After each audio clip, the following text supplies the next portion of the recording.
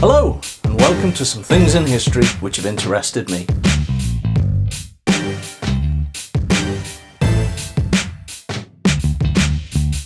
At the end of our last video, we turned our attention back to the situation in England.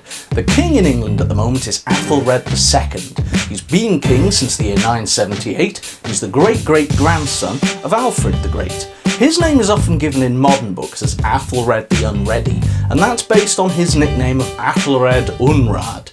Now, Unrad doesn't mean unready. What it means is bad counsel, bad advice, and it's a pun on his name of Athelred, which means noble counsel or noble advice. I don't think unready really captures what his contemporaries meant by that nickname. I think, to put it in modern terms, you have to think of this guy as Athelred does wrong thing.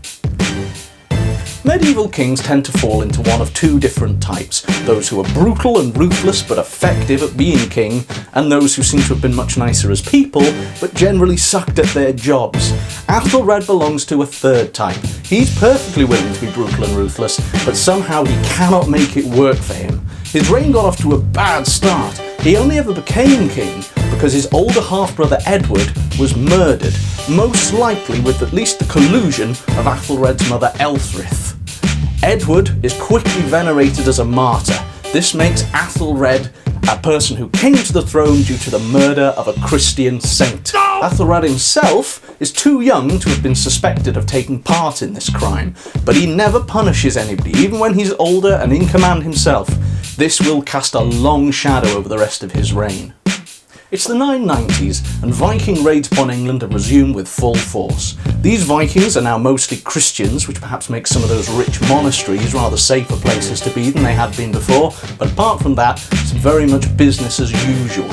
Athelred's response is to start levying a tax that comes to be known as the Danegeld, to get money together so that he can pay these Vikings to go away.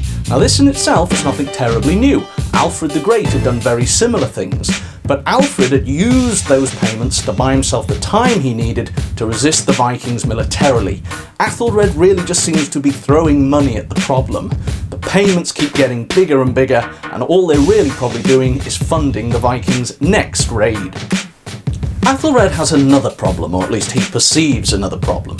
In the north of England, in the area that used to be known as the Danelaw, there are many Viking descendants who still have strong ties to the old country.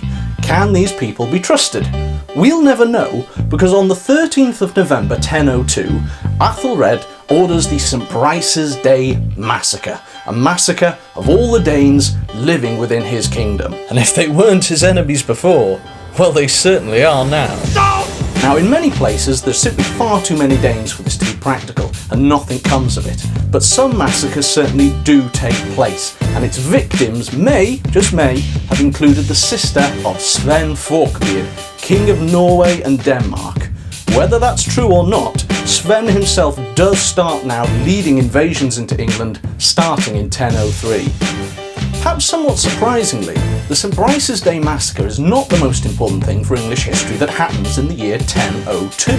Athelred had been married to a woman named Elthgifu, who had given him 6 sons. But in 1002, Elthgifu dies, and he quickly marries again. He marries a woman called Emma. She's the sister of Duke Richard of Normandy. They are going to have 3 children. 2 sons called Edward and Alfred, and 1 daughter called Godgifu. This is a turning point. Emma is the family connection between the Dukes of Normandy and the Kings of England. It's her presence in this story that is in many ways going to lead to the Norman Conquest a few more videos down the line. The purpose of this marriage had been to try to foster an alliance between England and the Duchy of Normandy, and also to drive a wedge between the Normans and the Vikings currently raiding the English coast. It doesn't really achieve much militarily for Athelred. He continues to have to make larger and larger payments of treasure over to Sven Forkbeard until the year 1013, when Sven Forkbeard really invades in earnest. He leaves behind his oldest son in Denmark, Harold, to rule as regent in his stead, but he brings along his second son to join him in this invasion. That son is called Canute. Remember that name. English cities capitulate left and right. London tries to hold out for a while, but in the end it has to submit as well. Athelred, Emma, and their children, Edward, Alfred, and Godgifu, have to flee to Normandy. Athelred's older sons, Athelstan and Edmund Ironside, do try to hold out in England. It looked like the end of the road for the Anglo-Saxon kings of England, but then in February 1014, Sven Forkbeard died unexpectedly. Canute was unprepared to defend his throne at that time and had to flee back to Denmark. Athelred and his family were invited back to England by the remaining Anglo-Saxon nobility. A year of infighting and recriminations follow. Athelstan dies, and Edmund Ironside seems to have been close at least to leading a rebellion against his own father. But then in 1015, Canute comes back with new forces from Denmark. Athelred is by this point a sick man, so it's up to Edmund Ironside to lead the defence. Edmund does a much better job than we can easily imagine his father as having done. Almost one last testament to Atheldred's incompetence is the fact that his inexperienced son was able to be so much more effective against similar opposition with similar resources. In early 1016, Athelred Unrad dies after a long but sadly unsuccessful reign as King of England.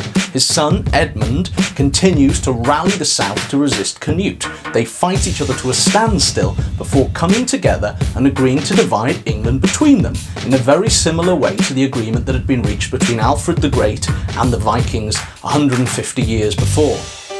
Almost immediately after this, Edmund Ironside himself dropped dead while still a very young man. Was he murdered?